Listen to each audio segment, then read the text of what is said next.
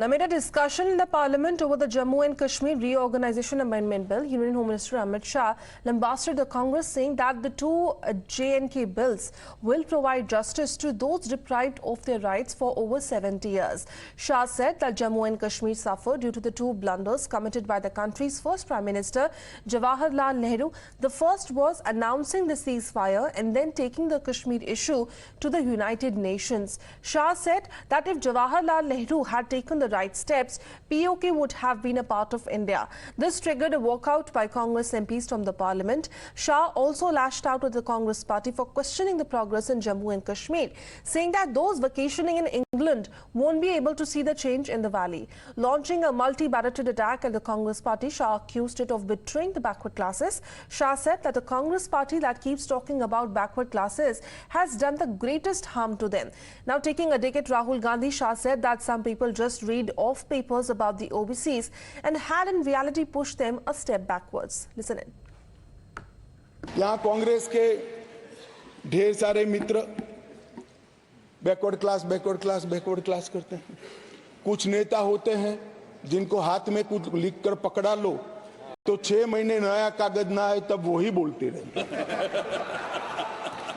रहे। मान्यवर, मैं ऐतिहासिक सत्य के साथ इस सदन के अंदर स्टेटमेंट करने में झिझक नहीं रहा हूं कि बैकवर्ड क्लास का सबसे बड़ा विरोध कोई एक पार्टी ने किया है तो कांग्रेस पार्टी ने। यूनाइटेड नेशन के अनुभवों के बाद मैं इस निष्कर्ष पर पहुंचा हूं कि वहां से कुछ संतोषजनक नतीजे की उम्मीद नहीं की जा सकती।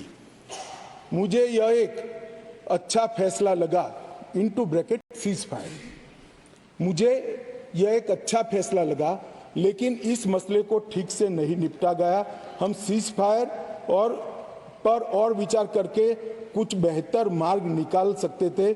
मुझे लगता है कि भूतकाल में हमसे द्वारा की गई गलती, इसमें आपत्ति है?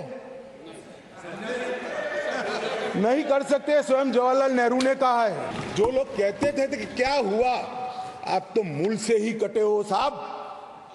मूल के साथ संपर्क ही नहीं, कैसे मालूम पड़ेगा बदलाव क्या हुआ? इंग्लैंड में वैकेशन कर जम्मू कश्मीर के बदलाव का अनुभव नहीं कर सकते हो। Now the opposition hit out at Shah, claiming that the bills were not meant to empower but disempower the Kashmiri Pandits.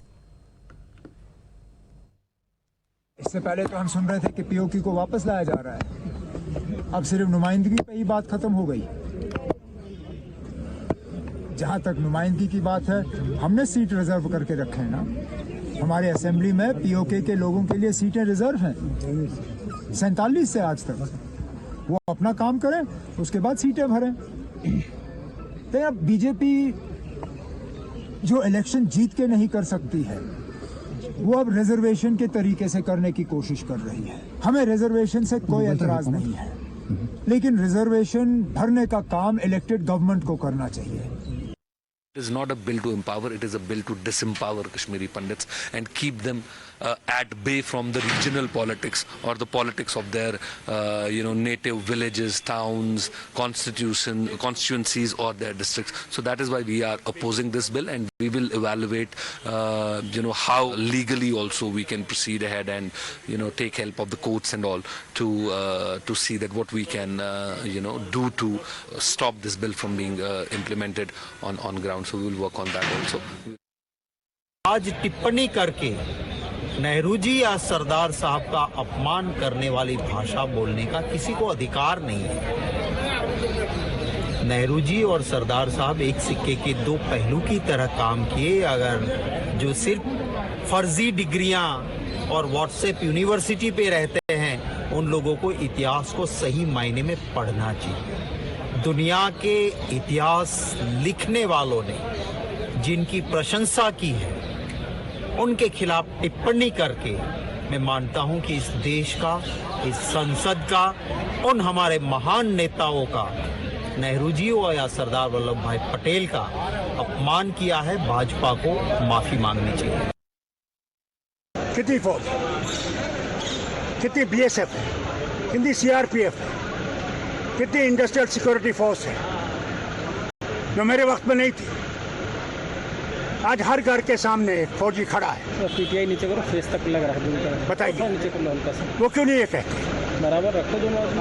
अगर इतनी फौज होकर भी हमारे फौजी जवान और अफसर मर रहे हैं, क्या वजह है? सचमुच आतंकवाद खत्म हो गया है? बताइए। The Lok Sabha today passed two bills, the Jammu and Kashmir Reservation Amendment Bill that seeks to amend the Union Territories Reservation Act. Now, this bill seeks to provide reservation in jobs and educational institutions to members of the scheduled caste, scheduled tribes and other backward classes, while the Jammu and Kashmir Reorganization Amendment Bill allows the Lieutenant Governor to nominate up to 2 members from the Kashmiri migrant community to the Assembly. Even as the centre pushes for reforms, let's also remind you how the Congress party has had a history of not releasing data of their caste surveys. All the way back in 1953, the Nehru government set up the first Backward Classes Commission, which submitted a report back in 1955, but no action was taken. In 1980, the Morarji government set up the Mandal Commission, but the Indira and Rajiv Gandhi governments that followed did not act upon it. The Congress did the same in 2011 under Manmohan Singh Sarkar, another report that was never made public. Now the BJP has hit back at the opposition parties. Kashmir में आतंकवाद अगर है तो नेहरू के कारण। कश्मीर में अगर PoK हमसे छीना गया, जो उधर का पाकिस्तान के, ये नेहरू जी के कारण। नेहरू एक गलती नहीं की। नेहरू ने फोर्स को वापस करवाया। जब हमारी सेना वहाँ तक कब्जा करने जा रही थी, उसको वापस करवाया, फिर यूएनओ में ले जाके दिया। ये किसके कारण दिया? क्या अपनी दोस्ती के कारण दिया?